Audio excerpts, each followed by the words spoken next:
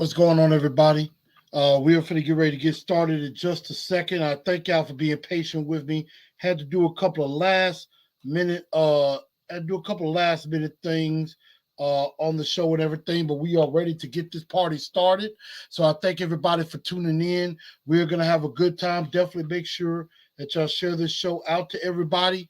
Share this show out, and we're going to get ready to get started. And since we did not do a TNT post game due to me traveling, and of course I was coming back with I had my younger brother with me, who is a Bengals fan during the Thanksgiving holiday, so I know he had a good time at the expense of the Titans. But I'm just glad, number one, he had a good time at the game and everything. So that was something that, you know what, I can kind of take solace in, that he had a good time at the game and stuff like that. So we're definitely going to get started in just a bit. Make sure y'all share this show out.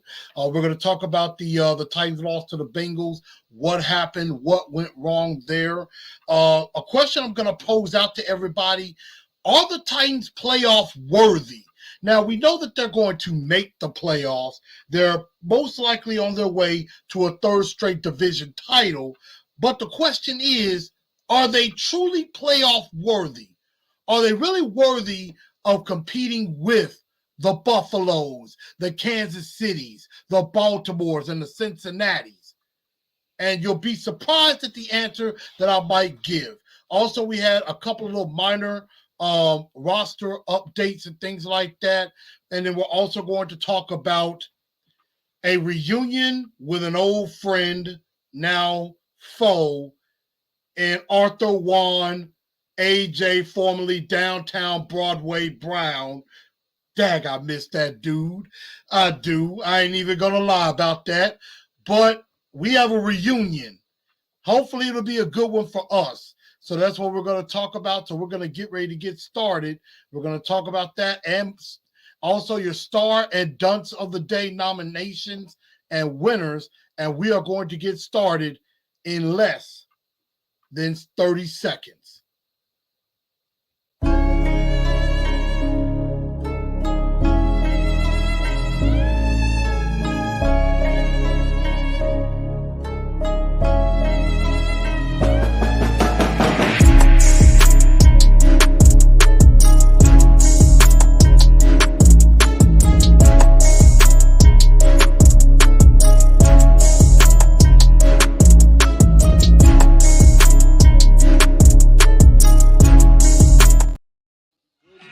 Good evening, Titan Nation. How's everybody doing?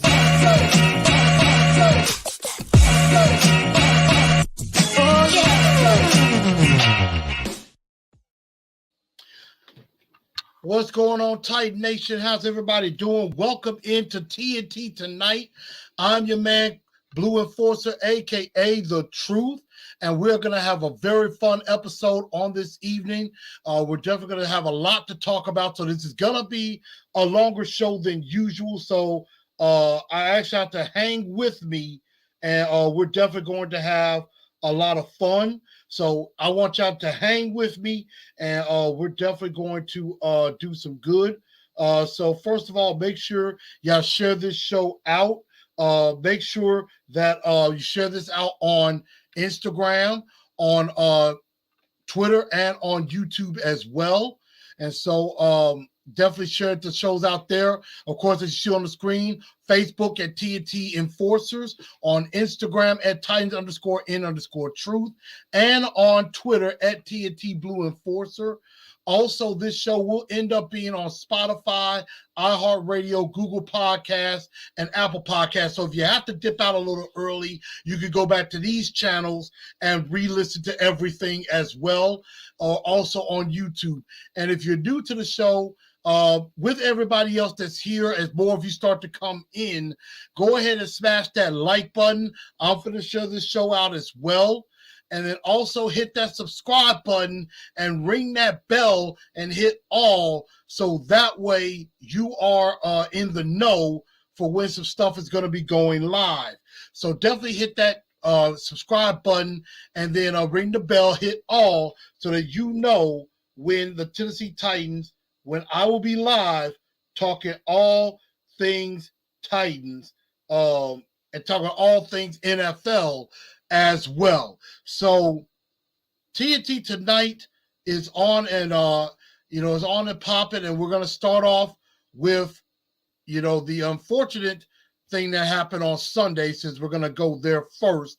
Also, super chats are also appreciated as well. So definitely, I definitely would appreciate that also if you decide to do that, and I definitely would be thankful for that as well. So I definitely do appreciate that. But let's talk about this game, as unfortunately the Tennessee Titans do fall to the Cincinnati Bengals 20-16, and they unfortunately fall to 7-4 on the season.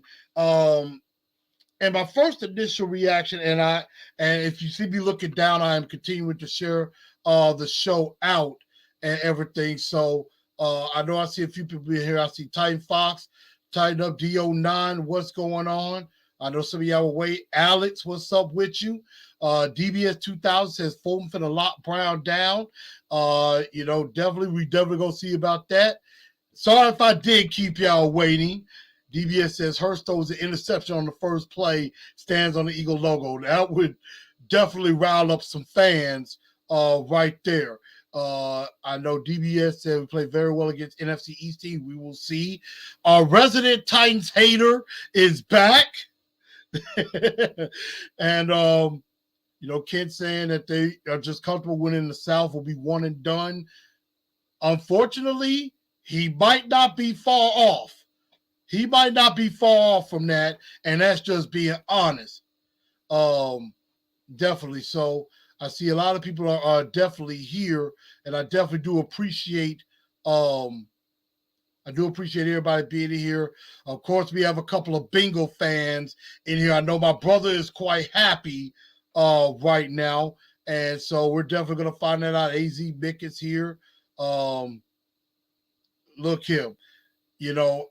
We're definitely going to be in a tight spot going to this next game. But this game with the Bengals, did anybody else besides me get the feeling it just felt uncomfortable? Because that's what I felt. I mean, it was all kind of off. The weather was gloomy. I mean, the weather was gloomy. I was late getting to the stadium because I had to work, and I had to pick up some people to go with me and everything. Not nobody's fault in particular, but I'm just saying.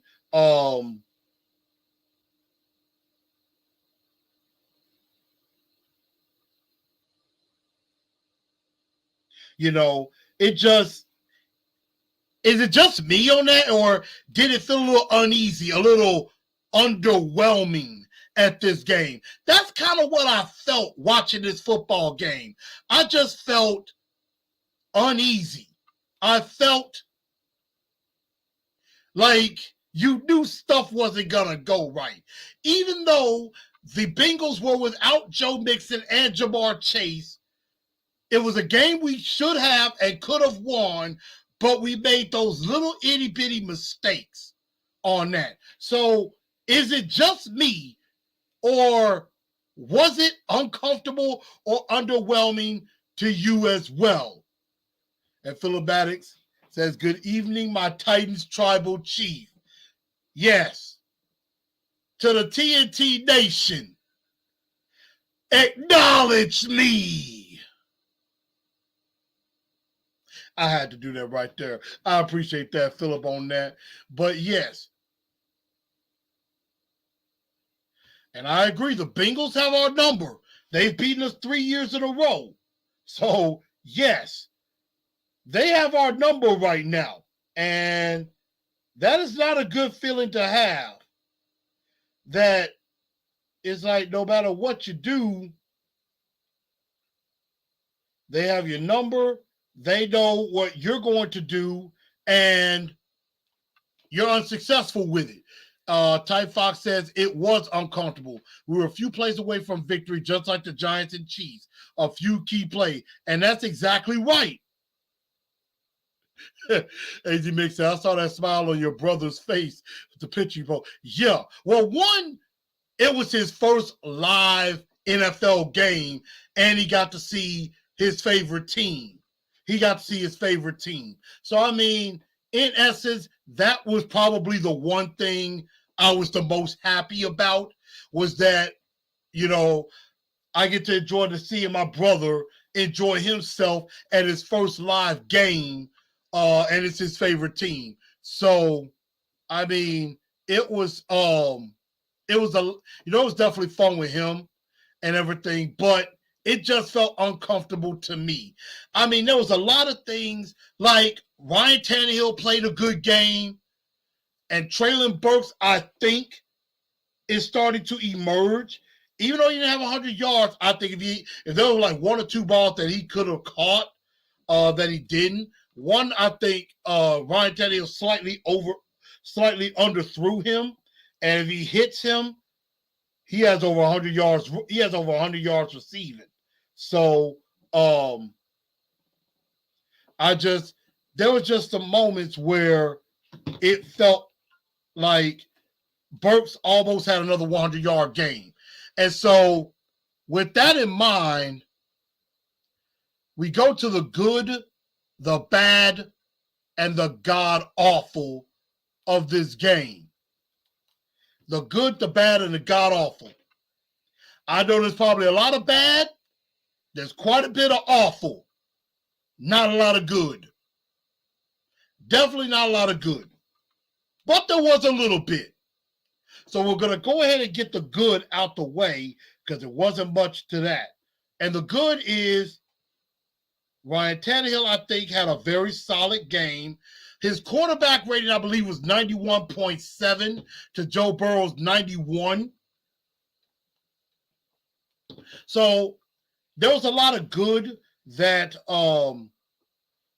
that Ryan Tannehill did. He threw for 291 yards. He threw 27 to 34, 291 yards. He didn't have any touchdown, but he didn't throw any interceptions either. Sorry about that light right there. Making sure I had that. But Ryan Tannehill was pretty efficient. The only thing that he did not do was get in the end zone. And so, get in the end zone. So that's the only thing that was not good as far as Ryan Tannehill, was just not a touchdown pass in the end zone. Traylon Burks, I think, is coming along. And I would say to a lesser extent, so is Chikakonkwo. I just wish they would give him more targets and give him more snaps. That is, something that I would really want them to do, is make sure that that Chig and Austin Hooper are on the field more, and Jeff Swain is on the field less. That's what I want. That's all I want. I want, Burks should not be coming off the field at all. Burks should be on the field about 90% of the time. And, Cody Hollister only played 4 snaps. That's good. His number should be like no more than that. It should be down to less than that. He should only be playing about 2% of the snaps. Robert Woods playing 46 snaps, that's fine. Burks playing 38, not bad, but should be playing more snaps than Robert Woods, but I'm not tripping. If Robert Woods outsnaps Traylon Burks by a little bit, that's fine. I'm not really going to go crazy. But Jeff Swain playing 54% of the snaps is awful. So, that was some of the good. I mean, Burks had 4 catches, 70 yards, caught a long ball, caught another pass, kind of got upfield some. He would have had another catch that would have been about maybe 25, 30 yards, which would have got him over 100 if he caught that one. But I think Burks is slowly starting to emerge. And I just think they have got to continue to keep building with him. They got to keep building with that.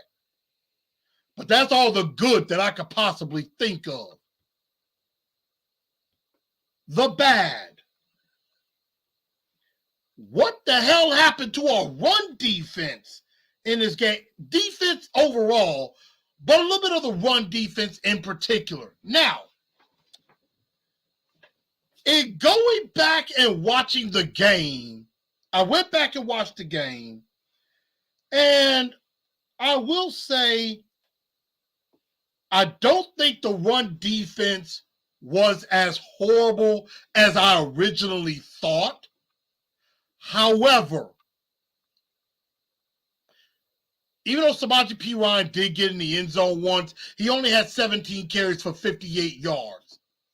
He did a little bit of damage in the passing game. That's kind of where he had a little bit of success. The main problem with our run defense was Joe Burrow. And a lot of that was for the defense because they did not keep contained. They left the lane in the middle. They left the lane in the middle for Joe Burrow to escape. If nobody's in the middle of the field and everything opened up, Joe Burrow had a clear path at least to the middle of the field to pick up some yards. Or if a defensive end or outside linebacker like a Bud Dupree rushes and turns up inside, Burrow has a way onto the outside of the pocket. He's able to roll out, get outside the pocket, either get yards that way or extend the play some. There was a play in particular where Joe Burrow got outside the pocket. He was marching down the tight sideline. It was before their first score, which tied the game at 10. And Burrow was getting outside. It looked like he wasn't really going to get much. And then the running back, was running inside. He slipped back outside. David Long slipped. And then Burrow just lofted over to the running back. If David Long doesn't slip, Joe Burrow doesn't have that throw that he can make. And also, he's probably running out of bounds on that. So the run defense was a little suspect. Another thing was we got absolutely no pressure whatsoever on Joe Burrow. We didn't get any pressure at all. None. And, it just, and it made me wonder, did we really miss Danico Autry that much? And one of the plays that I was talking about earlier where Joe Burrow got, had the middle escaped and picked up like 8-9 yards and nearly picked up a first down, Jeff Simmons wasn't in the game in that situation. So that was something that I just thought was extremely concerning with me. And I just didn't like the fact that we did not get enough pressure. Derrick Henry being ineffective, I think, was more so on the offensive line. And they did not pick up blitzes and blocks. Because there were a lot of times where the corners was just coming off of the outside or they were just sneaking up. Like there were times that you saw that there were 7, 8, 9 guys in the box. And Tannehill either didn't check out of it or Aaron Brewer didn't, recognize to the rest of his offensive line, hey, there's a blitz that might be coming. Be ready to pick that up. Offensive line play was not very good in this game. And that helped with not only Derrick Henry being ineffective, but I think that also helped with some issues Ryan Tannehill had in the game. For example, on the sack, on the sack, you saw Hubbard was on the outside. The other defensive lineman was inside. They did a delayed twist where Hubbard comes around inside. Nate Davis so busy trying to help Nicholas Petit-Ferrer, he doesn't even pick up Sam Hubbard coming around inside on the twist. And then Aaron Brewer also, he was trying to help Raiders. He was late trying to help Nate Davis, and he falls on his butt. So neither one of them did their job as far as picking up that twist. Derek Roberts, thank you for the super chat. What do we do to help Henry be more of a weapon on third down? And that's an excellent question. One that I'm definitely going to try to, see about. Because, I mean, on third down situations, that's probably where you might want to have Derrick Henry and Dontrell Hilliard on at the same time.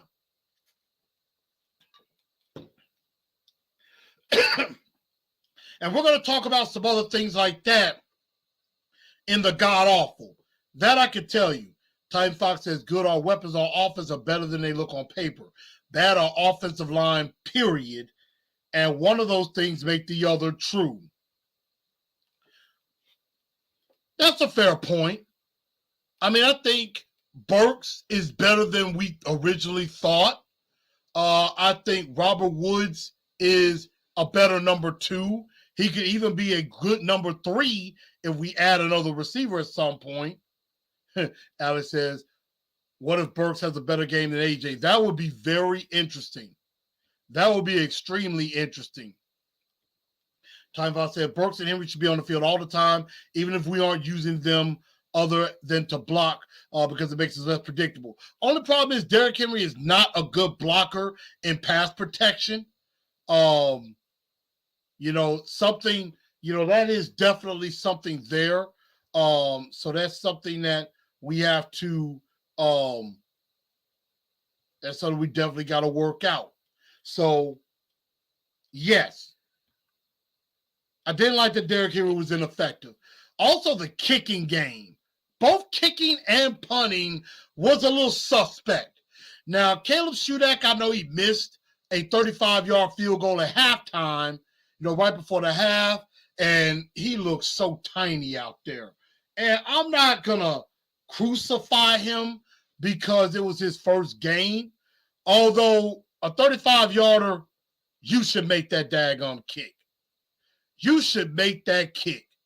There's no excuse that you do not make those type of kicks. And then, like I said, the game flow, it just felt uncomfortable the entire time. It just felt very uncomfortable the whole time. And, it really was like that. Brandon comes and said, we miss Ben Jones. I think for the offensive line's sake, yeah. Aaron Brewer, is just not big enough.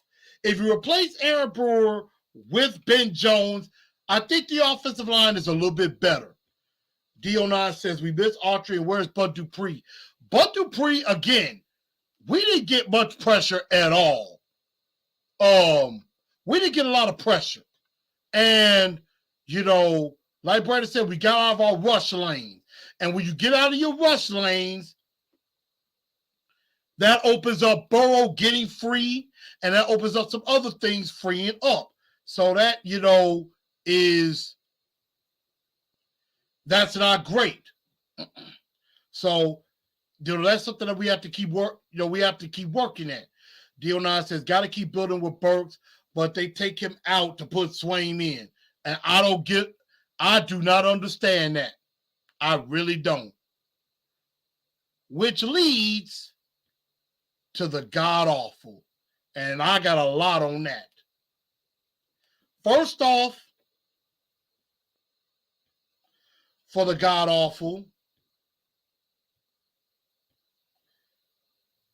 is this. The real Todd Downing showed back up. You know how the real Todd Downing stood up and came back? You know how Eminem had that song? Yes, I'm Slim Shady. Yes, I'm the real Shady. I'm the one of them Shady. It's just the Shady. So won't the real Slim Shady please stand up? Please stand up. Please stand up. That's what happened in this game. The real Todd Downing stood up. And we knew him calling a couple of decent, solid games was not going to last. We knew something bad was going to happen, and it did. And Titan Fox, I will explain myself in just a second on that particular. I will explain myself in just a bit. So sit back. But the fact of the matter is, Todd Downing went back to being his predictable bad personnel grouping, bad play calling self once again. I don't know if the whole thing that happened with him after the Green Bay game, I don't know if the whole thing with the death threats was on his mind. I mean, I don't know. But I think that did have something to get with that. And Derek, I apologize. I did not post the show until now. And I'm actually still in the middle of doing that right now. So, please forgive me for that. I'm definitely working on that. I'm trying to share this show out right now to everybody. So, everything looked predictable. Predictable play calling and personnel groupings. And again, like Ty Fox said, when Swain is out there, we all know what's coming. Either a run or some bad, terrible screen. Yes, that is absolutely true. What do we do on third down? We got to, and again, Derek, thank you for the super chat. One thing that you got to do is you use him in a passing game, or you put him and Hilliard together, or if you really want to use him on third down, him and Haskins, because Haskins is a better pass blocker. So you could definitely do that. Kid comes and says, I don't understand the package with Jeff Swain and Cody Hollister. Everyone knows it's going to be a run. Why not do play action pass and try to hit one of those two guys with a pass play? Number one, I don't want to hit Jeff Swain or Cody Hollister with any pass play. And you're right. Whenever you see Cody Hollister, if you see Cody Hollister as the only wide receiver in the game, about 99% of the time, you know it's a run. You know it's a run. And that is, it's so predictable. It's so predictable, it's ridiculous. Let's see. Mark Scott with a super chat said, thank TNT, love your show and all the folks and fans here. So happy I found your channel. Best of luck to the Titans. Titans are one great receiver away from the promised land. And I appreciate that from a fellow Bengal fan. Make sure you pass that on to all of your other Bengal fans and any other football fans as well to come on over to the channel. So I definitely do appreciate that, Mark. Thank you for the super chat. Thank you very much for the support.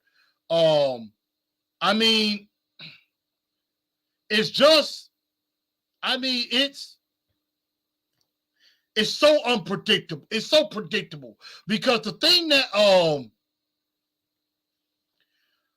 what happened is that there was a particular play where they lined up in the shotgun. Derrick Henry, I believe it's the Tannehill's left. Split out left are all three tight ends. Jeff Swain, Austin Hooper, Chigakonkwo, all split out, and they run inside to Derrick Henry.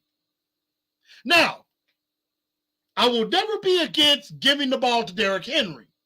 However, what kind of formation was that? Again, personnel groupings. I don't know what Todd Downing is thinking when it comes to that. If you're going to do that, that is the play you give a screen to like a Chigakonkwo. You have Hooper and Swain out there blocking. You maybe get some linemen out there blocking. Maybe you have something. You go, play action to Henry, quick screen to Chig, and let Chig run amok. You probably could have did something. And exactly. Hollister or Swain shouldn't be getting the ball thrown their way, period.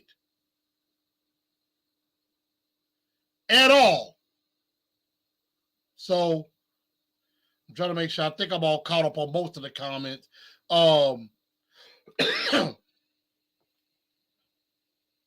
So, I mean, the thing about it is, and I know a lot of people saying the Bengals got the Chiefs coming up, so we'll see about that.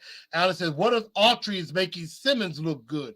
I mean, I think Simmons does well on his own, but obviously him and Autry work way better together. They work so much better together. They really do. And, you know, again, the personnel groupings are just bad. They don't keep Burks on the field enough. And when you have, again, Burks, 38 snaps. Hooper gets 38 snaps. Chickaconquo only had 19 snaps. But Jeff Swain has 31 snaps. Kevin Rader, the other tight end, has 5 snaps. Rader shouldn't be on the field much either. Hooper, again, like I said before, Hooper should be up closer to 50 snaps a game. So, for example, we had 57 snaps in this game. Hooper and Burks should both be over 40-some snaps apiece. Hooper and Burks should each have been over 40 to 45 snaps. Robert Woods could have been down. Robert Woods is about fine where he is. Chickaconquo, his snaps should have been up. It should have been switched. The snaps that Jeff Swain got should have been Chig. And then Jeff Swain should have even had 19 snaps. He should have had like 12. So I don't see, why. I don't see why Chig doesn't get on the field more, why Hooper don't stay on the field longer, Burke stay on the field longer, Swain and Hollister on the field less. Don't understand that. And D09 mentions another one. That is another interesting one too. It was 2nd and 10, and they throw it's like it was 2nd and 10. Hilliard and Henry were both on the field together. Henry goes off to that side, and then they tried to throw a screen to Hilliard. I'm thinking Henry might be getting the ball. It's a screen to Hilliard with Henry out there too. I'm like, I didn't understand what the hell that play was. I had no understanding of that whatsoever. I had no understanding of what that was. That confused the hell out of me. I don't have any idea what that was. That was a he must have been drunk kind of play. That must have been a let me take a shot and you know what? Let's not have both at the same time. And let's just have a boat come out to the right. Sweet pass. That should work. And it didn't. I'm sorry. I might have been making fun of somebody that has a drinking problem. Forgive me. I'm not trying to do that right. But that was just stupid. And we did not do a good job of sustaining drives. That was one of my key points of victory. One was we didn't get no pressure on Burrow. We should have. That would have helped the secondary. Second was not give up explosive plays. We did give up a few. Third was sustain drives, get points. We did not do well in the red zone. We were very bad in the red zone. 0 for 3. Hit 2 field goals, missed the other.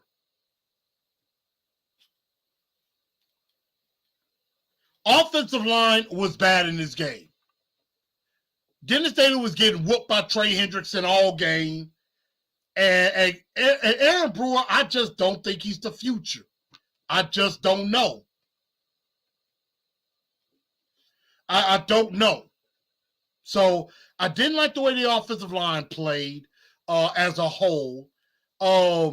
Coaching is like you won't go to your horses. And that's the difference between us and a lot of other teams. Brandon said, we're going to drink. We're going to drink, win, lose, or tie. And I understand that. But sometimes drinking during the game ain't the best thing to do. Unless it's a touchdown, that is. But you notice what other teams, for example, the team you just played, Cincinnati, who did they go to when the chips were down? They went to T. Higgins. T. Higgins had 7 for 114 in the score.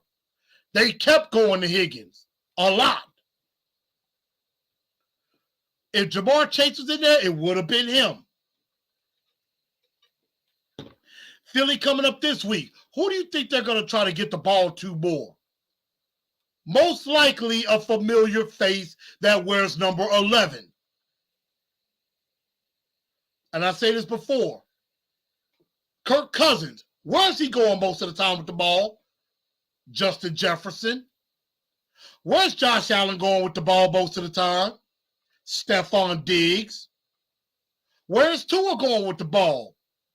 Either to the cheetah or the penguin. Where's Mahomes going with the ball? Most likely Travis Kelce. And they have no problem making sure those guys get the ball. They make plays to make sure those guys get the ball. Why can't we do that with Burks, Okonkwo, and Hooper? It's like Vrabel and Todd Downing are so focused on, well, we got to get it to the open man. Even if those guys are double and triple covered, if they're open or they can't be stopped, you get those guys the ball no matter what. Don't care what you got to do, you get those guys the ball. You notice the Rams had issues scoring. Why? When the Rams played the Chiefs, they couldn't do much of nothing. Why? Because Cooper Kupp wasn't in there. Cooper Kupp wasn't in there. They had nobody to throw the ball to. Excuse me. I mean, it's not that difficult to understand where you should go with the football. That you go with your best horses. You go with what got you there. You go, when the game's on the line, you go to your best players. And I understand Derrick Henry is one of them. But when they're taking Derrick Henry away, you got to go elsewhere. And I don't think the Titans know how to do that. In Dallas, Dak Prescott is going to who? C.D. Lamb. Showed that. A.J. Brown, 53 catches, 831 yards. He about to have 1,000 yards. And so is T. Higgins. You know, Chris Olave is emerging in New Orleans. The Browns have Amari Cooper. They know to go to him. But we sure don't know how to go to Traylon Burks. We sure don't know how to get it to Austin Hooper. We sure don't know how to get the ball to Chicago, but we sure as hell be trying to get the ball to Jeff Swain and Cody Hollister, which is coaching malpractice. And this Jeff Swain, Cody Hollister love fest has got to stop. I don't know what it's going to take for Mike Vrabel and Todd Downing to just,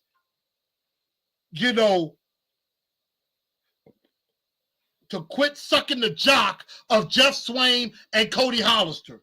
I don't know if they got something on them or not. But it is effing ridiculous. So those are the things I thought that were awful.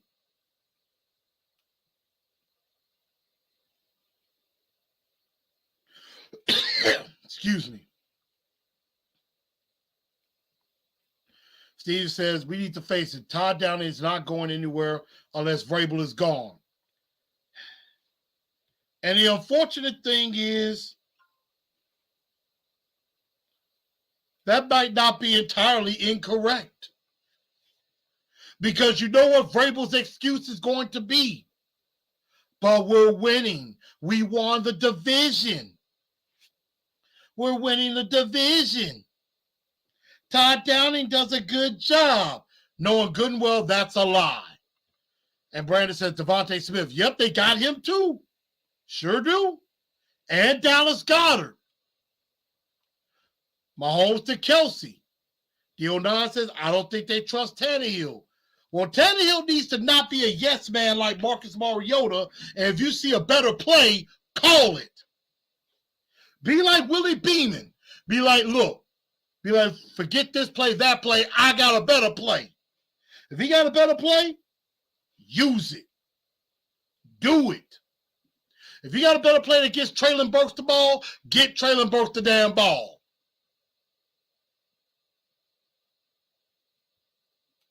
Double or triple cover. Here comes Fire Tannehill because we start throwing interceptions.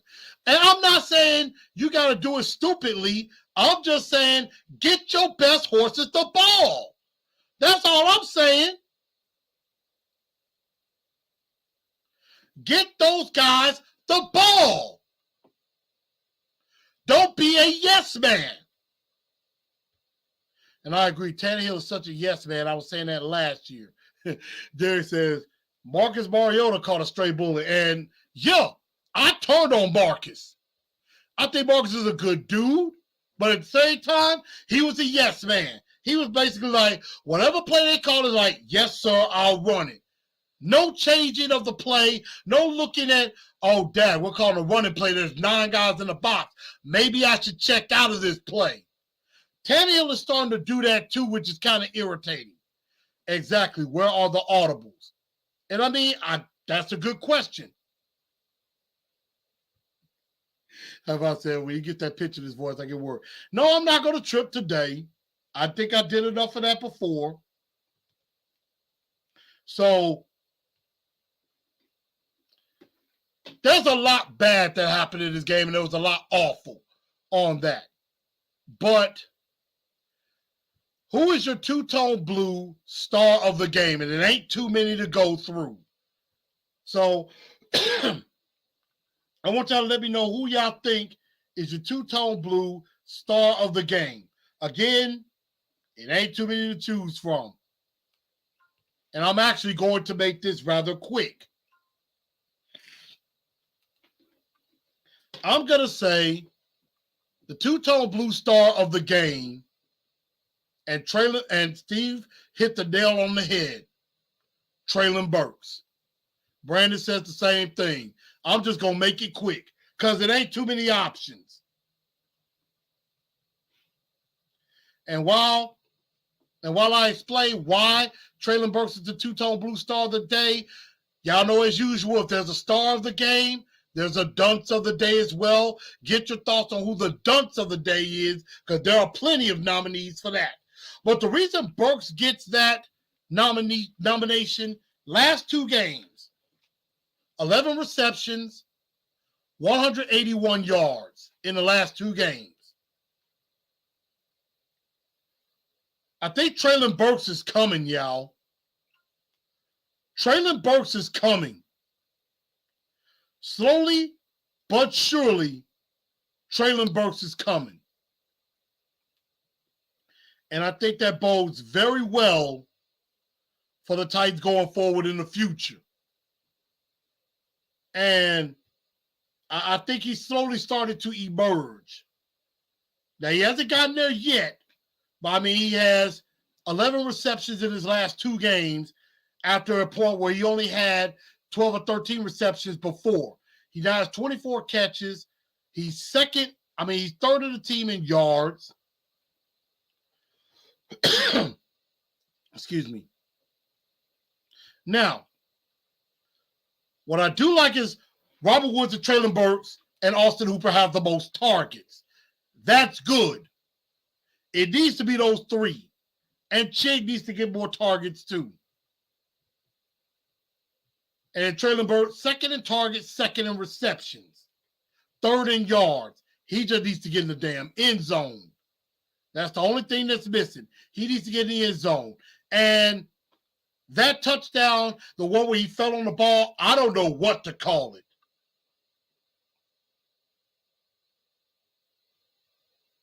And D09 is right.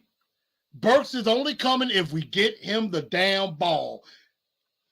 Damn, I love that comment, D09. Man, I love that.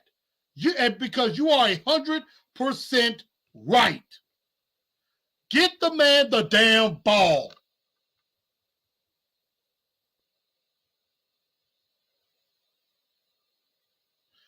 RK also says, Burks, I think I know where Brandon is going. Typhon says, Avery was a star in my opinion. He showed up out of nowhere. Is near as good as Fulton. I mean, Trey Avery has some nice snaps, but I still got to see it. So, I agree. Traylon Burks, star of the game. Now, get to the dunks of the day. And I think we have a lot of those to go around. Stephen go with Kevin Strong. D09 says Todd Downing. Brandon says schedule maker. Ty Fox says Strong and Tart. Excuse me. They know better not to attack the long snapper. Kit says Downing.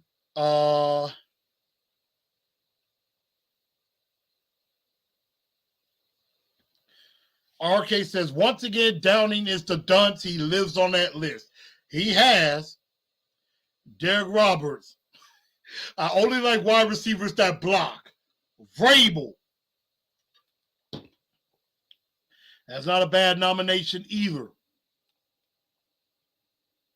Rocky It says he needs at least 7 targets a game, talking about Burks. And I agree. Burks should be getting at least 7 to 10 targets a game, without a doubt. And then Robert Woods maybe gets another 6 or 7.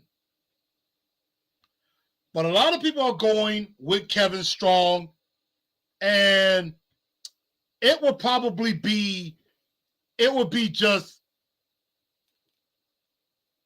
poetic justice to give it to Todd Drowning, because he's always a dunce. He will forever be the dunce. He's probably going to end up being the dunce of the year. But I will agree with Marcellus and some of the others. Kevin Strong is the dunce of the day. Kevin Strong is the dunce of the day. And this is why. You cost your team the game. Don't do dumb shit to hurt the football team. And you know good and well, probably up the middle, you're not going to block that kick. So you should have just stood there over the long snapper, let the kick be good, because you cost your team getting the ball back with about a minute 40, minute 50 to go, with a chance to go down and score a touchdown and tie. So you literally cost your offense a chance to go down and tie the game. And also an honorable mention, Caleb Shudak shouldn't have missed that kick from 35, because theoretically, if he hits his kick and it's 23, and then they hit that field goal, it's 23-19, you get a chance to drive and go win the game. Now, it's unlikely they probably would have scored a touchdown, but they would have had a shot. They would have had a chance. They would have had a chance to go and win the game. So, dunce of the day, Kevin Strong. That was stupid. RK said the Eagles are going to show you how to feed a top receiver. Maybe Downing will take notes. Not likely. Not likely. Because, again, we just saw that with T. Higgins. They fed a good receiver. Todd Downing does not know how to make adjustments, and they didn't do that very well again either.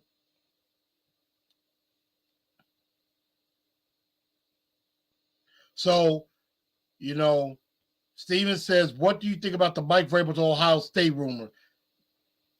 I don't believe that. I mean, I haven't heard any rumors. I haven't heard any rumors. You know, I think honestly, why would a coach who coaches in the NFL go backwards to college? I don't see that happening. I mean, now if he was a defensive coordinator, I could see it. But you don't go backwards at a job. You don't go backwards. So that's something that you don't do.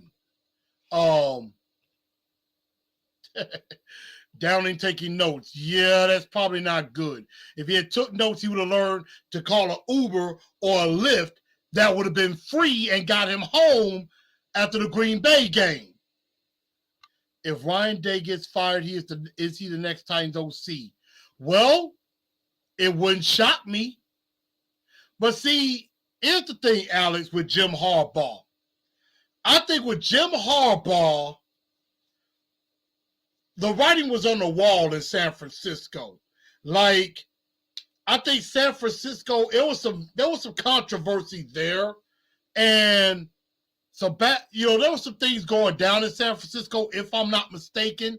And Jim Harbaugh got out before it got bad for San Francisco. Now, San Francisco has righted the ship since then, but that yeah, I mean, yes, he did. And probably because Michigan did offer him the world.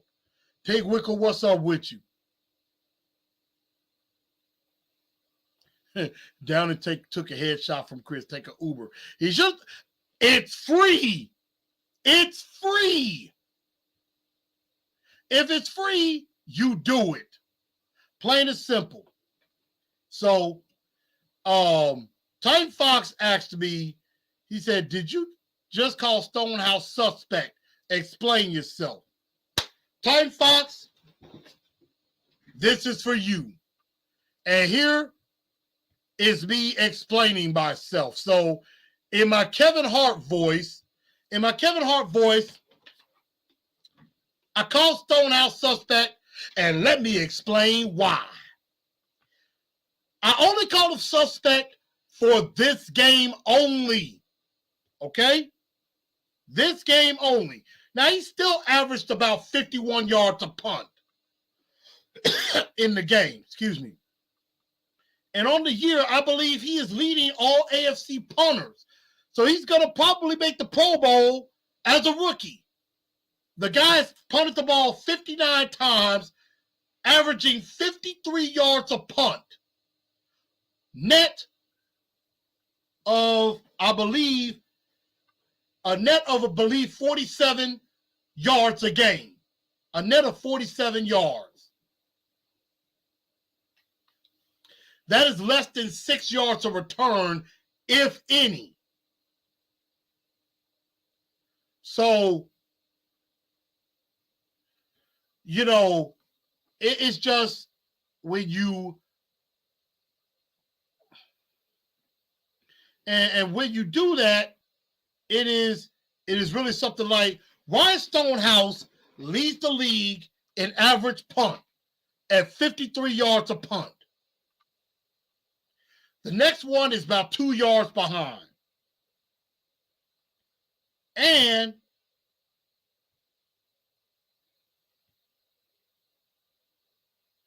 in net average, he is third in the NFL. He is third in the NFL in net punt average. Tied for third, rather. And he's punted the ball 59 times. That's impressive. So I only call him suspect for this game because there were a couple of punts that wasn't all that. But for the most part, Stonehouse has been money. That much is a fact.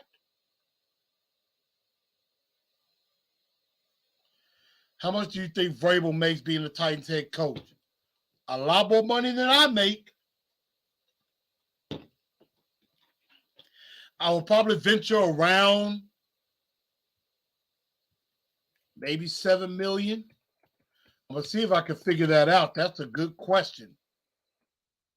That's an excellent question. Right now, let's see. I'm looking it up.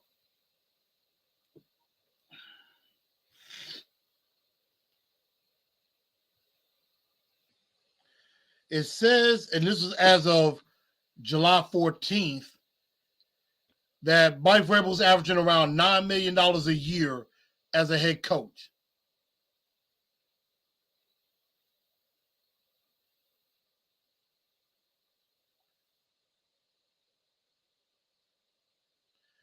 But that was as of July of this year. So, they really don't let a lot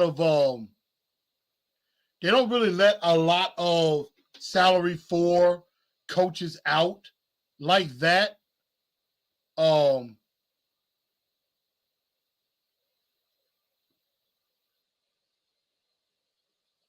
let's see. Now they're saying, let's see. Vrabel's not even in the top 10 of coaches making a lot of money. Like Sean McVay is making about 15 to 18 million. Belichick is around 12 million. Matt Rule, before he got fired, was making 8.5. He's making more money than Sean McDermott and Andy Reid.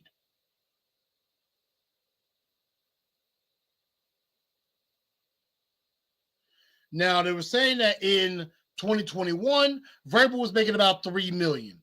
And I know he probably got a contract extension and a raise, so he probably went up a bit. But they really don't let out a lot of information on coaching salaries. So I would probably venture somewhere between 5 and maybe 8 million. Is that a Malik Willis jersey? No. This is my jersey. Number 70. That is when that's the number I played in high school. So this was before really right when Titans of Truth was getting started. I had this jersey made. I'm probably going to get another one with this number, maybe in Houston Oiler colors. And then I might get a Titans of Truth in Oiler colors as well. So I might do something like that. But Vrabel makes a lot more money than I do.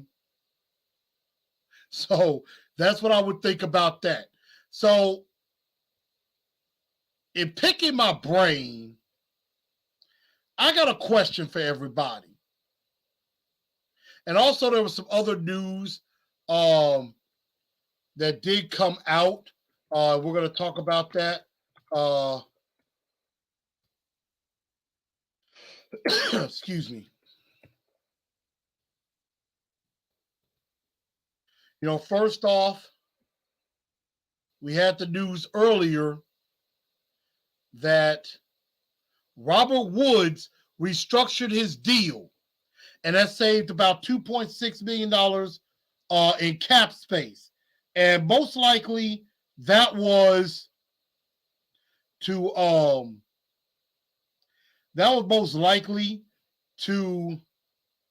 kind of get them through the season. It really doesn't change much because next year they could cut Robert Woods and save about $12 million. They will only occur maybe about a $2 million dead cap hit, but they would save $12 million, which I think 9 times out of 10, I think 8 times out of 10, they're probably going to cut Robert Woods at the end of the year. If they don't find something better maybe in the draft, I could see where they hold on to him, but I think there's a chance they do cut him. So this didn't really mean a lot.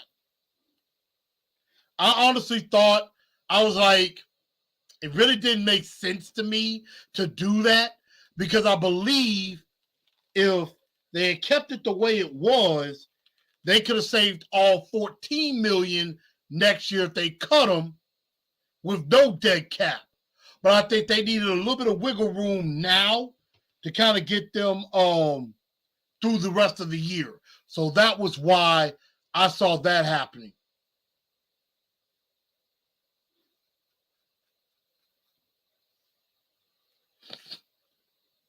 So that's what I would think about that. Dion said Robert Woods don't look happy here anyway. They're not getting him the ball much. Now, there were a couple of times they did try to give him the ball, he would drop passes, and that's not good. But, like, he's a volume catcher. Now, he has the most targets on the team at 56. And, I mean, compared to a lot of the other players in the NFL, that's pretty freaking low. Compared to a lot of other players in the league who get way more targets. Like, I mean, some of the leaders already have way more than double the targets he has.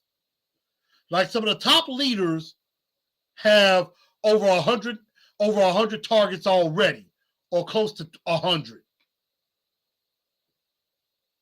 And Robert Woods only has 56. Like, A.J. Brown has 86 targets. That's 30 more than Robert Woods. And that's almost 50 more than Treylon Burks. So, I mean, I think he might be out of position because he's a volume catcher. He's a volume guy. You get him the ball more, and things like that. So, I don't know why they don't do that. Again, that's Todd Downing. Honestly, I thought they'd do that mid-season to improve the O-line. But for some reason, they just, we said this about the Jeff Swaim love fest. They must obviously have a love fest with Dennis Daly or Dudley as well. He's a dud. Yet they keep rolling him out there, expecting a different result. And I don't understand that either. Because, people are thinking that there could be a move. Well, I don't expect that there's going to be a move.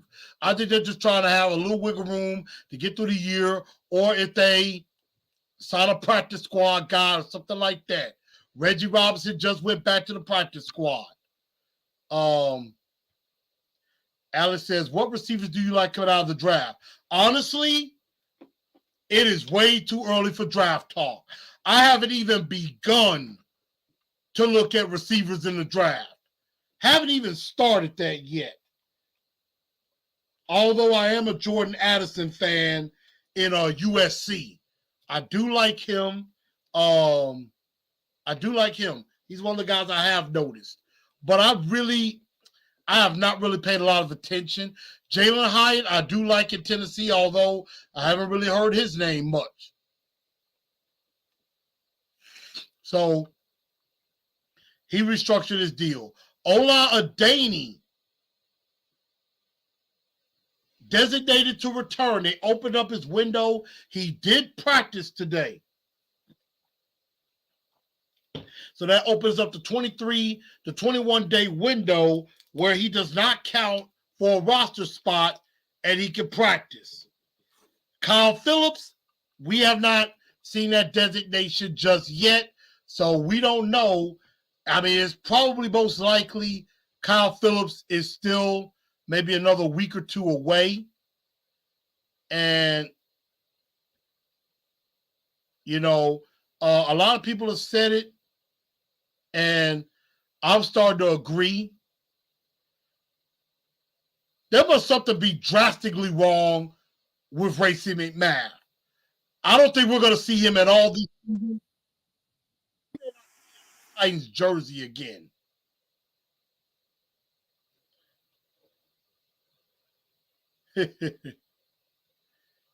And I'm looking at the report of the uniform for Sunday, which might bode well for us. They are going Hold on. Matter of fact, instead of me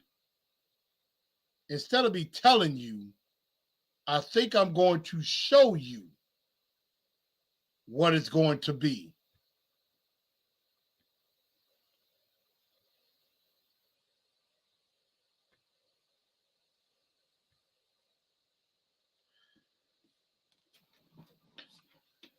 The Titans are going stormtrooper style. They are going all white. They are going all white everything. So they are going stormtrooper in all white. And usually when they play it all white, they usually do pretty good. So Ola Adeni coming back, I think is pretty good. It can help. We do need some help in the pass rush. The boy from TCU is legit. I have heard of him.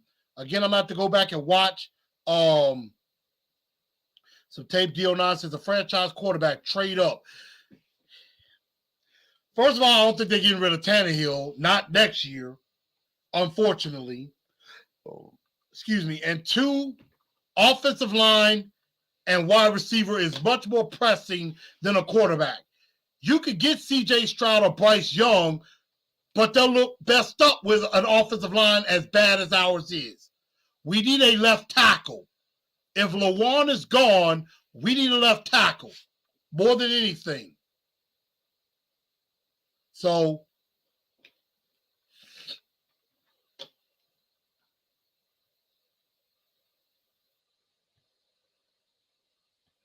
Time Fox said we have two good quarterbacks. Why aim for another? And, you know, I'm with DO9. And I think a lot of fans, there are some fans out there that feel like this. It's like, it feels like the Titans are just comfortable with winning the AFC South and just getting into the playoffs. I'm like, we're trying to win a Super Bowl. You know, we're trying to win a Super Bowl. Any way that you can get to win a Super Bowl, you go for it. So, I mean, we got to win a Super Bowl. And, I mean, I'm not necessarily backing saying that we don't need a quarterback. But, I mean, if we have an opportunity to get one, I wouldn't necessarily be against it. But I think offensive line has to go first. Now, I am not saying we don't need an upgrade because Malik Willis is just not ready yet. Now, I think if Malik Willis had came through, won that game in overtime against Kansas City, and maybe he kept starting, then we might have had a different conversation. So, man, Marcel said DO9 is over it. I mean, look, DO9 do be preaching some truth, though. And I have to give him that. I'm not going to let everybody completely knock DO9, you know. And we do need a franchise guy. I mean, because Tannehill ain't going to be around much longer. And I don't know if Malik Willis will ever become that. We will have to see. But at the same time, you got to have an offensive line. You can't, you know, even though it would be great to get Bryce Young or CJ Stroud, but you don't want to be stuck with like a Will Levis. You got to have an offensive line. You got to have an offensive line to protect. And that blind side is the most important. So that's what I would say to that. But the question I have for everybody is, right now the Tennessee Titans will most likely make the playoffs. They're on their way to their third straight division title. However, if the playoffs started today, the Tennessee Titans would be the 3 seed. And take a good guess at who will be coming into Nissan Stadium for Wild Card Weekend. That's right. that exact same team you just played, the Cincinnati Bengals. And I don't know about you, I wouldn't like our chances in that game. That would be a one and done situation. Because right now, it just seems like the Bengals have our number. They have our number right now. And we have beaten ourselves quite a few times against this team. Now, other teams that possibly could be in the mix, the New York Jets, could be the Buffalo Bills, could be the Baltimore Ravens, could be the Miami Dolphins. And we have to deal with those teams. And of course, Kansas City and Miami are ahead of us right now. Again, we're probably not going to catch Kansas City. Maybe we could catch Miami. But catching Kansas City, I don't think will happen. So my question is this. I know the Tennessee Titans are going to win the division. But the question is, are they really playoff worthy? Are they really worthy to be in the playoffs to go up against Kansas City, Miami, Buffalo, Cincinnati, Baltimore? Because if you want to win a Super Bowl, you're most likely going to have to beat 3 of those teams to get to the Super Bowl. And another team that I forgot about that could sneak up in there is the LA Chargers. The Chargers could sneak up in there too. They're not far behind. They're one game out of that playoff spot. I wouldn't underestimate the Jets either. But are the Titans playoff worthy? And I'm not just talking about, again, I know they're going to be in the playoff because they win the AFC South. But I'm saying, would they really be ready to make a run in the playoffs? I want to see what y'all think. Keon Maxwell, what's up with you, says, I would rather play a team we know. Brandon says, I don't want to see Miami unless it's raining in Nashville. We could beat other teams if we adjust the offense. Now, if Miami comes here, I think we have a better chance because it's going to be cold weather. If Miami comes here, if we got to go to Miami, might have a problem. Dion said, yes, we're going to have to beat 3 to go all the way. It's going to be tough. I don't see us doing it, but I hope I'm wrong. Type 5 said, we had a better offensive line at OC. I think we'd have a shot against any of them. You saw how close they were against the Chiefs. And I mean, again, like the Bengals game, the Bengals really didn't do anything special to win that game. We just didn't make enough plays ourselves. The Bengals didn't just throw it all over the yard and everybody had crazy numbers except T. Higgins. But again, Todd Downing could cost us the game. Kid said they're one and done unless they start beating teams with winning records. And that is another thing. The Tennessee Titans are 7-4, but yet have not beaten a single winning team yet. Every team that they've beat have losing records. Colts, losing record. Raiders, losing record. Denver, losing record. I mean, the only team we've beaten with a winning record is Washington.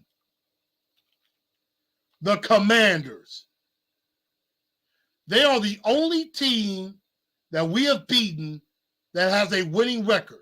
And they have this new stat called strength of victory. Not strength of schedule, but strength of victory. basically based on the teams you've beaten. Some of the top teams, their strength of victory is well over 40%. Every team that right now would make the playoffs is well over 40%. The Tennessee Titans have the worst. They are at 35%. The next closest team is the Miami Dolphins at 42%. The New England Patriots are on the outside looking in, and they're at 46% strength of victory. The Tennessee Titans have beaten nobody. They have beaten no one. Now, if they beat the Eagles on Sunday, that could change a little bit. But right now, we ain't beat nobody worth it. So, what do y'all think? A lot of people saying one and done. RK says maybe first round we win. After that, don't know. Let's see.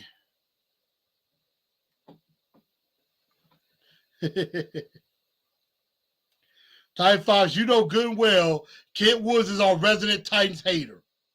Dion says all or nothing, we've got to prove we belong. I agree. Brandon said we don't need a bye. We got to keep playing. Keon Mitchell says Commanders, but who cares? Agreed.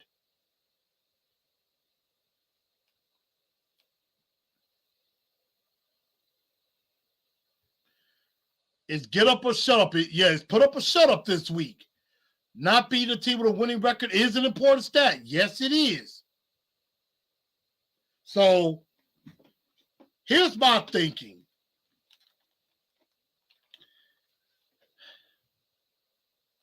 I think there's a chance the Titans are one and done.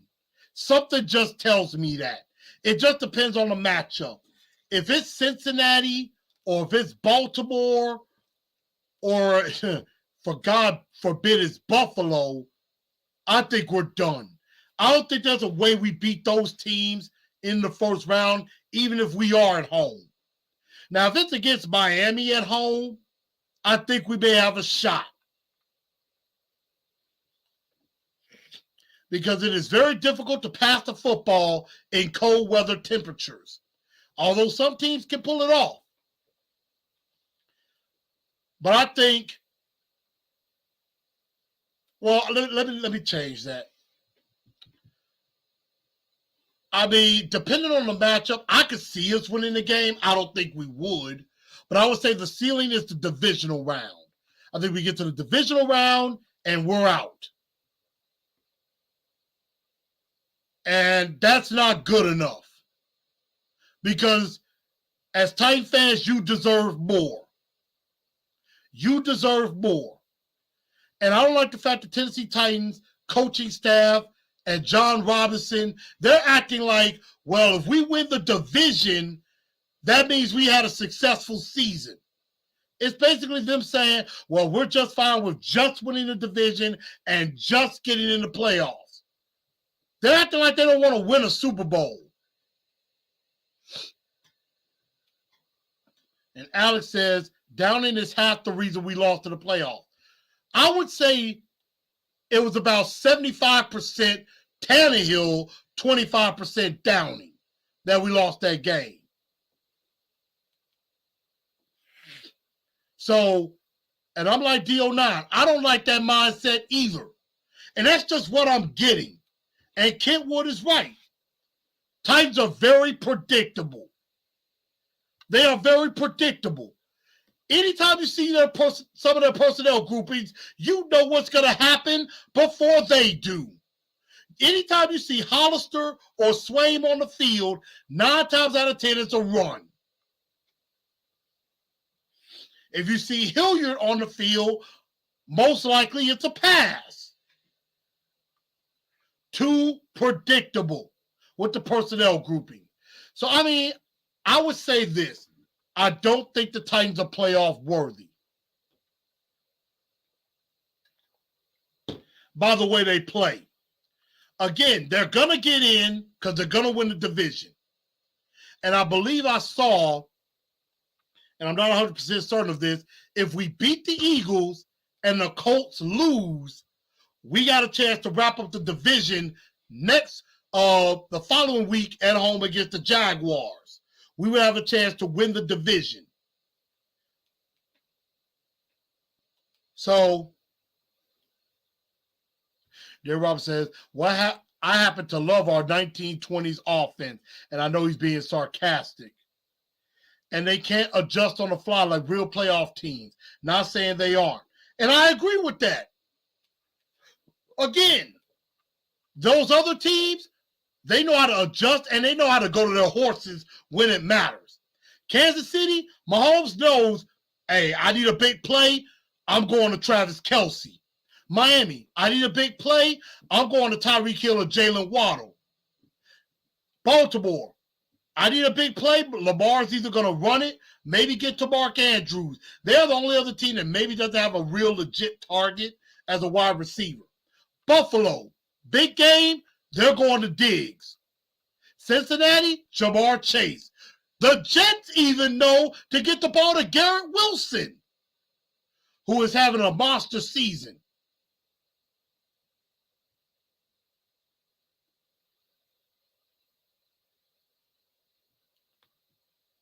So some of those teams know how to go to their horses. The Titans don't. They have no idea how to do that. So that's why I just don't think they are playoff worthy.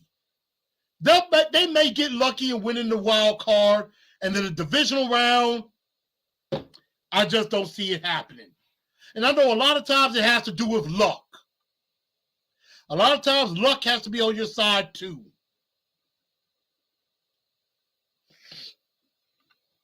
So that's just my thought on that. But let's go ahead and get to the Eagles and talk about them. I know I've talked your heads off for over 1 minute, 22 seconds, and I appreciate everybody sticking with me. And again, all of y'all who are watching, make sure y'all share this show out. Make sure y'all share this out to everybody. And also hit that like button and hit that subscribe button as well. So that way you're in the know of what's going on. And, Titans of Truth comes every Wednesday. And your number one podcast for all things Titans as well as NFL. So y'all make sure y'all come on in with me. But the Philadelphia Eagles, hot team, 10-1. They have a chance to clinch a playoff spot with a victory. We can't let that happen. The Eagles, Jalen Hurts is having a pretty darn good season. A pretty darn good season. He's got 17 touchdowns, only 3 interceptions. And he's also ran for nearly 600 yards as well. So he's a dangerous weapon both in the passing game and the run game, which we had trouble with Joe Burrow in this game. Then you got Miles Sanders, who is a darn good running back in his own right, near 1,000 yards.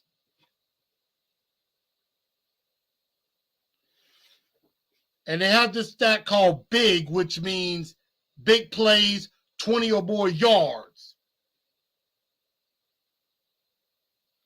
And Miles Sanders has 7 rushes of more than 20 yards and 8 touchdowns. Very good back. Kenneth Gainwell also gets some as well, formerly of Memphis. Why? I am a fan of Gainwell. Of course, at receiver, our familiar foe, Arthur Juan Brown. Dag, I missed that dude. Again, I'm going to say it. One of the dumbest trades J-Rob has ever made. One of the dumbest moves J-Rob ever made was trading A.J. Brown. And right now, that might right now that's looking to come back to bite us.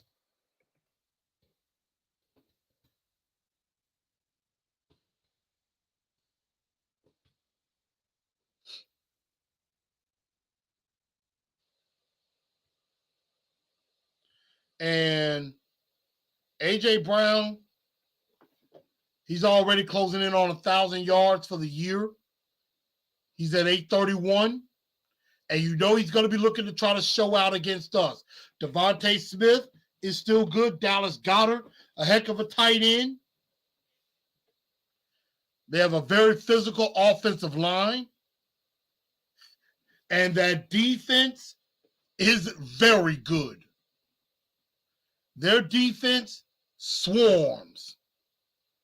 Hassan Reddick leads their team in sacks with 8.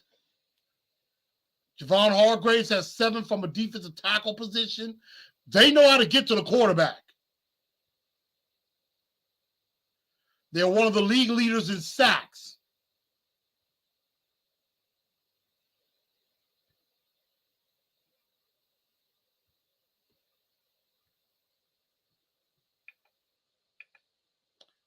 Yo.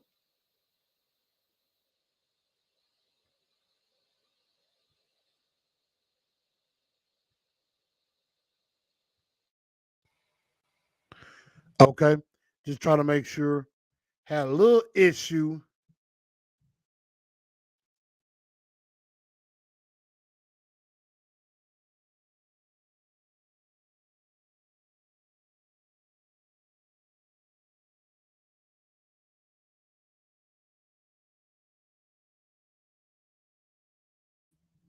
All right, sorry about that, y'all.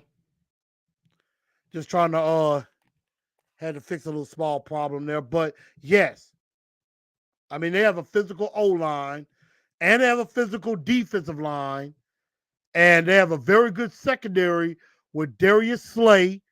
And I mean, also I forgot, defensive line, they still got Fletcher Cox. They just brought in, they traded for Robert Quinn, and they just brought in Ndamukong Suh as well. So we got our work cut out for us. And we know C.J. Gardner-Johnson is the league leader in interceptions, but he might not be playing in this game. But they still got a very, very good secondary. There's not a lot of weaknesses to this team. There is not a lot of weaknesses. So we got our work really cut out for us. And we got some work to do if we're going to win this football game. And just like I said, you know, the Eagles are very sound. They're number 2 total defense. They're 3rd in the league in sacks. And plus 13 in turnover differential. They are one of the very few teams in the league that are top 5 in both offense. They're the only team in the league that is top 5 in both offense and defense. They are top 5 in both. This is going to be a very tough game to win. And I really hate I didn't go back and watch the Washington game to see what they did that beat the Tennessee Titans. I will try to have more for that for you Sunday when we do our live stream. Forgive me for that, y'all. I got to turn my phone off. But I agree. Whatever Washington does, we need to implement that. And Keon says, Vrabel said the blueprint is what the Commanders did. So, yeah, I agree. A lot of what the Commanders did is something that we should implement because it did give them trouble. Because right now the Eagles, defensively, number 2 in total defense. They're number 2 in total defense. They're number 2 against the pass.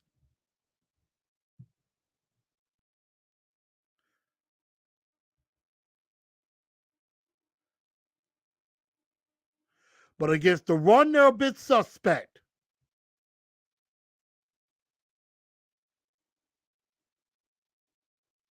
They're 18th against the run. That is where they're a bit suspect. So we know they're going to definitely try to key on stopping Derrick Henry.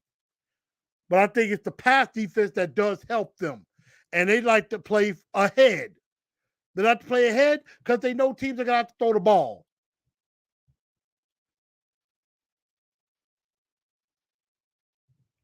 And they're 9th in scoring defense right behind us. Of course, the Titans are still 3rd against the run. Against the pass, we've had our issue. We back to 31st. It's like we just can't seem to get out of the 30s in pass defense. But then on the other side, they're very good offensively. 4th in offense. You know, they pass the ball. They're middle of the field, middle of the road in passing the ball. But where they do well, they're 3rd in running the ball. So it's really going to be strength on strength. Titans run defense against Eagles run offense. If you can stop the Eagles run offense and really force Jalen Hurts to have to make plays, you might have a chance. So disrupt the pocket, line of scrimmage. I agree. Which leads me to the Blue Enforcer, 4 points to victory. And I appreciate everybody being in with me and sticking with me, but we're definitely going to go into that. The Blue Enforcer, 4 points to victory. Starting on the offensive side of the ball. This team is very opportunistic. One thing about this defense, they are very good. They are very physical. They get after the quarterback, and they also know how to cause turnovers. Now, there is one thing the Tennessee Titans are very good at, and something that they have not done. Right now, the Eagles are plus 13 in turnover differential. The Titans are plus 2.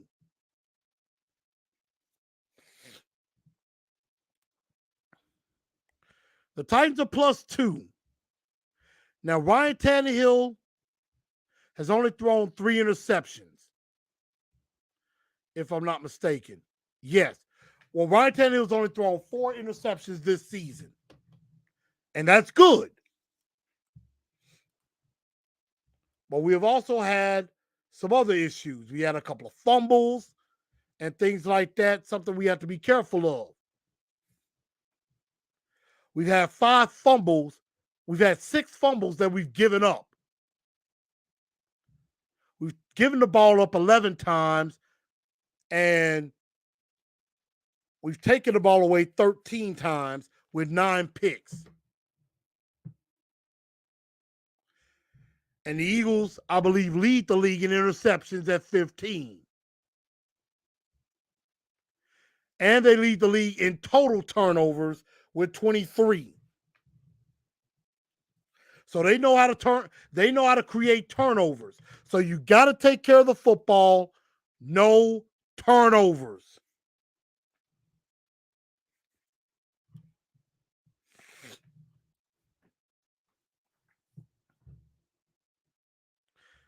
Point number 2. We were out-tightened by the Bengals. The Bengals play more physical than we did. We have to be the more physical team. Philly can be a physical football team. We have to do the same. We have to be tough at the point of attack, and we have to take the fight to them.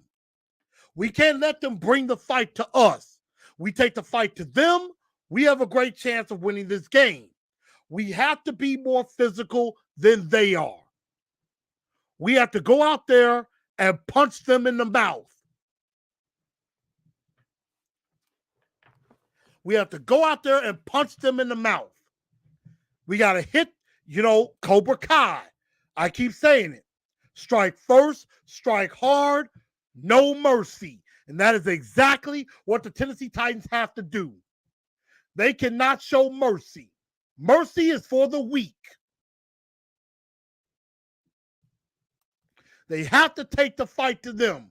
Go on the road, shock them, and take the crowd out of the game.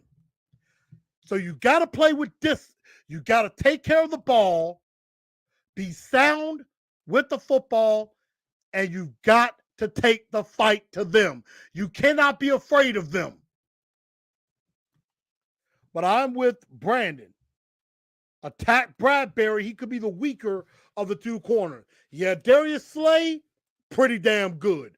Now, C.J. Gardner-Johnson might be out for this game. We don't know yet. And according, I think I had an injury report as well. Y'all give me a second. I'm going to put that up. Here's the injury report. So Danico Autry, Elijah Molden, Jeff Simmons did not practice. Although I expect Simmons to practice or still play. Probably the same with Molden. They're probably taking it easy on him. C.J. Gardner-Johnson, kidney, did not practice. And kidney might be something serious. We better take a look at that. Devontae Smith, dealing with a groin, he was limited.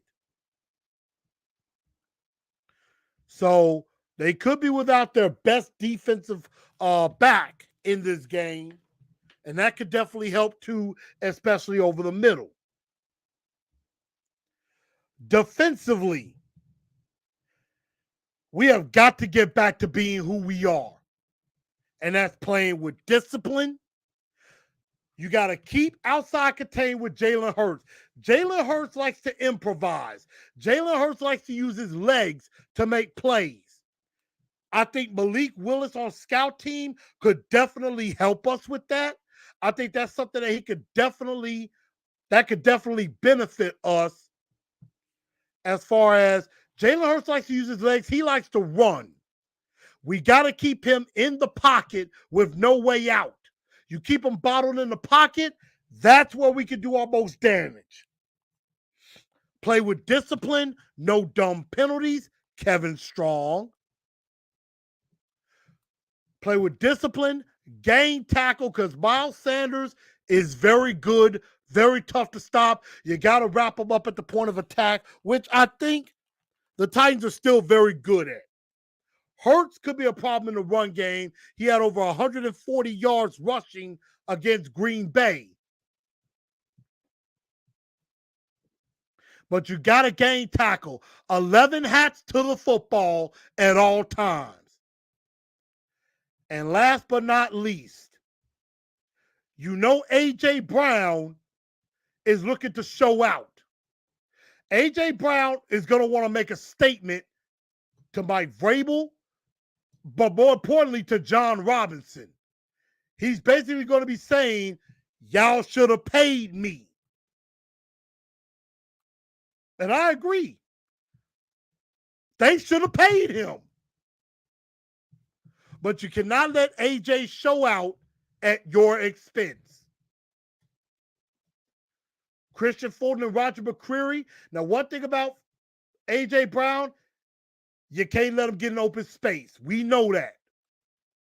But you hit him at the point of attack, you get physical with him because he's a physical receiver. He's a dog. We know that. We miss that. He's a dog. So you got to outdog him. And I think Christian Fulton, of course, they know him pretty well. Byard knows him pretty well. So, this is going to be an interesting matchup, how they do with A.J. Brown.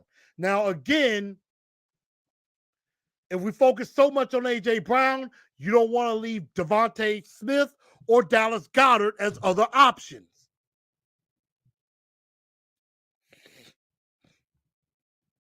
And I'm with RK. We have to work our tight ends. We can't just go outside on those corners because those corners are good. Our best bet is over the middle. Tackling is a key. Absolutely. Alex Man said we seem tired in the Cincinnati game. We should have been. We had 10 days off. If anything, we should have been the more fresher team. So those are my 4 points to victory. You got to take care of the ball, no turnovers, because they're very opportunistic, and they know how to get after the quarterback. Be tough at the point of attack, take the fight to them. They know how to get to the quarterback. Dennis Dudley, they are going to come after him hard. Tannehill they're going to have to get the ball out quick. Excuse me. They're going to have to find a way to get the ball out quick and be efficient. Because you can't just leave Dennis Dudley one-on-one with somebody like Hassan Reddick. Hassan Reddick will abuse him. Play with discipline. Point number 3, play with discipline. You keep contained on Jalen Hurts. Don't allow him to escape. And you got to game tackle him and Miles Sanders or anybody that gets the football. And last, don't let AJ show out at your expense.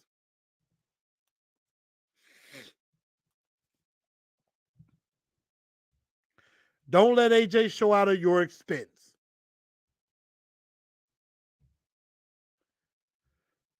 The moment of truth. Who wins?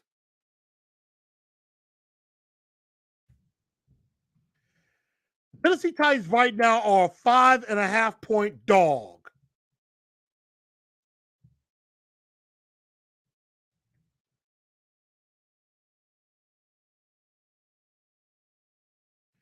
And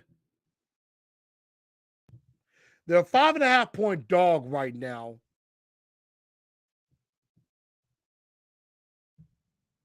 And, the Eagles just came off of a big victory on Sunday night against the Green Bay Packers, even though the Packers are not very good. And don't know if we've seen the last of Aaron Rodgers for a while. But right now, the Titans are a 5.5-point dog. I think, honestly,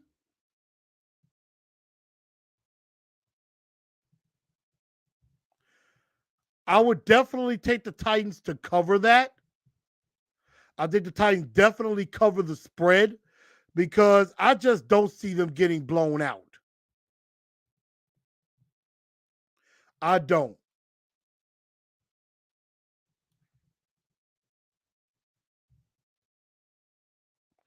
But right now, I'm trying to see.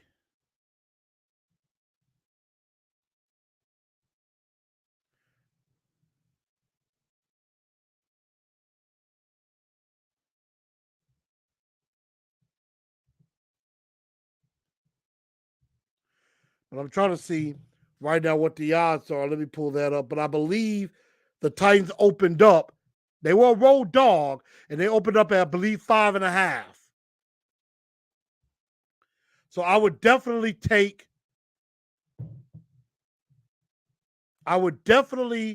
go with the Titans plus 5.5.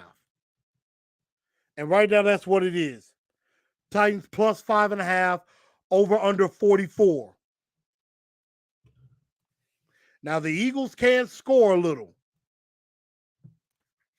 So that could be a problem too.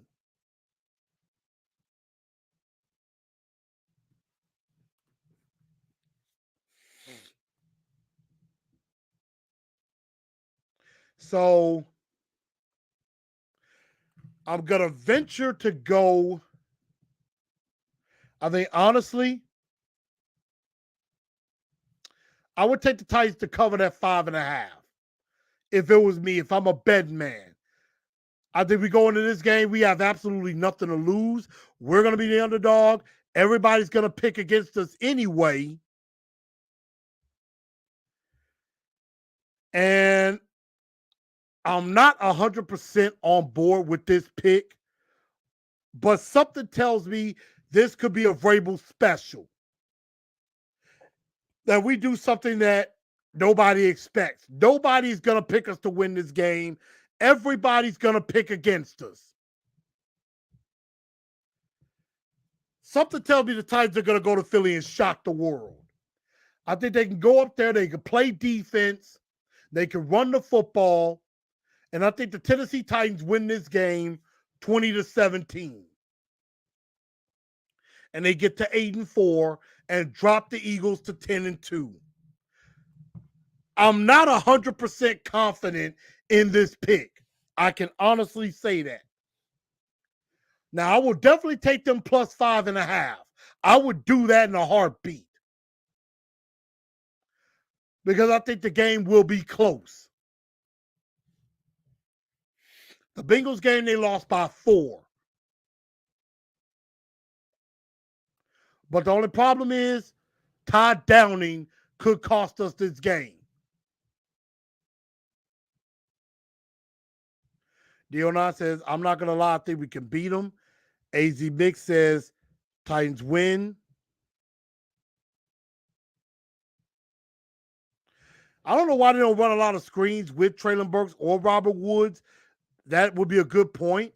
Billy Man says, can't stand Downing's high school playbook plays. I agree. Keon Maxwell goes 23-20 Titans. So let me get y'all predictions as well. We're finna get ready to get out of here in just a bit. But something just tells me I think the Titans have a chance to win this game. Even though a lot of people will probably not give them that chance.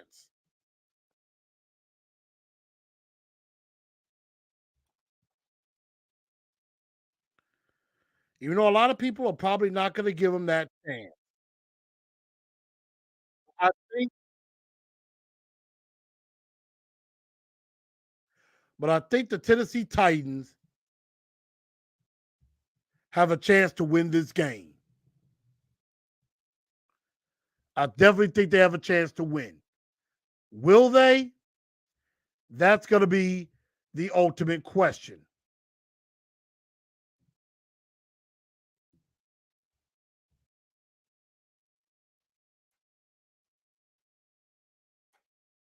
That's going to be the question. Will they win this game?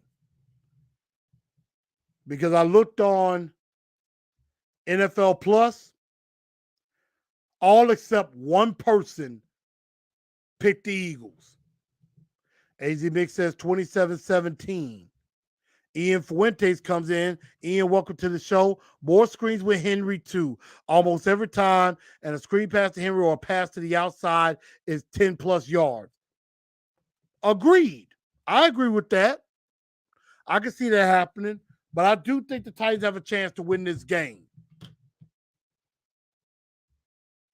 Paulie D says, what up, Truth? We're not losing 2 in a row. The boys won't let it. Tighten up. I hope so. But I am not 100% confident in this pick. I will be honest with you. But I think the Titans can get it done and win 20-17. Before we do wrap up tonight's show, again, I hope everybody had a great Thanksgiving holiday. I know we're in the holiday season and everything, and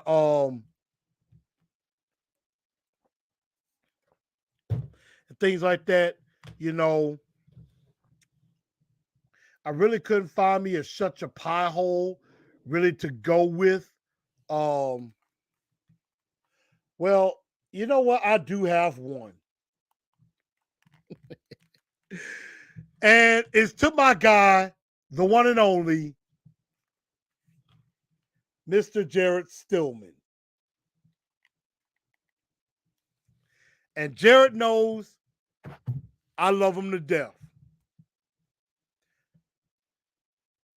But I am going to have to give him, I'm going to have to give Jarrett a shut your pie hole moment. Because on Monday's show, he went on and on and on about his man crush on Joe Burrow. And don't get me wrong, Joe Burrow is a heck of a quarterback. He is damn good. No lie there.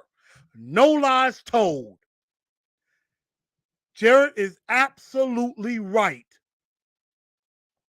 in saying Joe Burrow is great. But for almost an entire hour of his show, he just went on and on about, oh, Joe Burrow is so great. I love Joe Burrow. He basically reminds me of Joe Montana. Oh, I love Joe Burrow. I know Jared might respond to that and be like, that is not how I sound. I'm just having some fun with Jared. But Jared went on a love fest with Joe Burrow.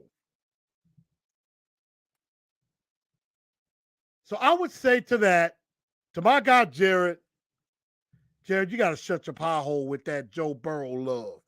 Don't get me wrong, he's great. He's a great quarterback, but you didn't have to make it look like, oh my God, I'm so in love with him. I would marry him if I could. That's kind of what it sounded like. It sounded like a love letter to Joe Burrow saying, I love you so much and I couldn't be, what would I do without you in my life? That's what it sounded like. So, Jared, with your Joe Burrow love letter, I love you, but shut your pie hole, sir. And another, and I've seen some people pick on this guy already, and that is my guy Chris Frazier. Because I know that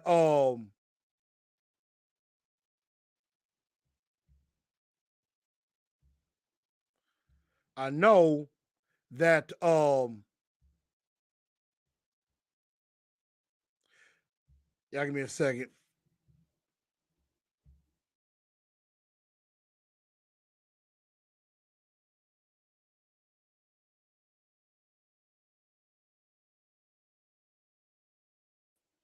Okay.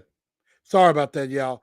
But we know that Chris Frazier has this infatuation for A.J. Brown. And it's warranted. A.J. Brown is great.